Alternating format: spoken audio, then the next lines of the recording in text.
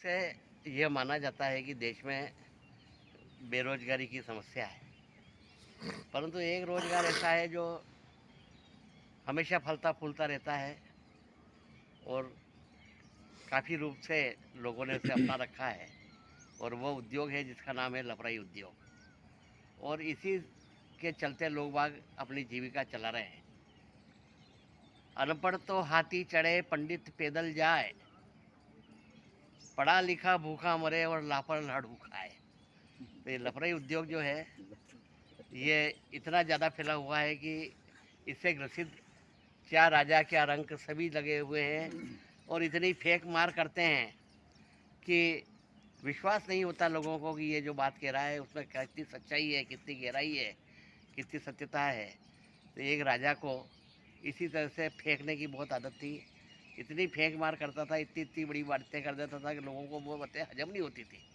तो उसने कहा इसके लिए क्या करना चाहिए। तो उसने एक ऐसा आदमी रख लिया, रफूगर जिसे कहते हैं, कि उनकी बात कोई जैसे कोई कपड़ा फट जाता है तो उसको रफू कर दिया जाता है, तो उसकी जो फटा हुआ स्थान दिखाई नहीं देता। इसी तरह से अगर वो राजा कोई बात करता और लोगों को दरबारियों को हजम नहीं होता तो रफूकर उठ के खड़ा होता और उसका स्पष्टीकरण देके उसकी झूठी बात को सही सिद्ध कर देता था। तो एक बार राजा ने कहा कि मैं शिकार करने के लिए गया और मैंने तीर चलाया तो 1 किलोमीटर दूर एक हिरण था, उसे वो तीर लगा। उसकी दाईं आंख में तीर घुसा और बाएं कान से निकला और पंजे में जाकर के चुभ गया। तो किसी भी दरबारी को ये बात हजम नहीं हुई कि 1 किलोमीटर दूर इसको हिरण नज़र भी आ गया और आंख में तीर डाला, न कान में निकल गया, न खुर में कैसे पहुंच गया। तो रफूगर उससे न रखा था। तो उसने रफूगर ने खड़े होकर कहा कि भाई ये सही बात है। उस समय हवा का रुख बड़ा तेज था, इसलिए तीर हवा की दिशा में था, इसलिए 1 किलोमीटर दूर पहुंच गया। और वो हिरण उस समय अपने खुर से अपने कान को खुजा रहा था, इसलिए वो आंख में तीर लगा तो कान में होता हुआ उसके खून में चला गया। सीधी सी बात है, कोई राजा झूठ थोड़ी बोल रहा है।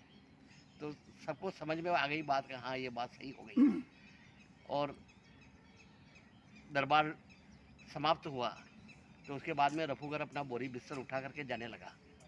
तो राजा ने कहा कि भाई कहाँ जा रहे हो। तो क्या साहब मैं छोटी मोटी रफूगिरी का काम करता हूँ और बड़े बड़े शामियाने मेरे से सिले नहीं जाते हैं। आपको कोई बहुत बड़े बड़े रफूगर रखना चाहिए, क्योंकि आप फेंक मार इतनी ज़ोरदार कर रहे हो और इतनी बड़ी कर रहे हो कि अब मेरे बस का रोग नहीं है कि मैं आपकी बातों को रफू कर सकूँ। तो ये फिर इसके लिए किसको रखना चाहिए मुझे। तो उन्होंने कहा रणदीप सुरजेवाला और अभिषेक मनु संघवी, इनको रख लीजिए, क्योंकि बड़े से बड़े भ्रष्ट और धूर्त आदमी को सीधा साधा और सच्चा बना करके उनकी जमानत करवा देते हैं। तो हम इससे बड़े रफूगर तो हम नहीं है, तो इसलिए आप उनको नियुक्त कीजिए ताकि वो आपकी रफूगिरी करते रहेंगे।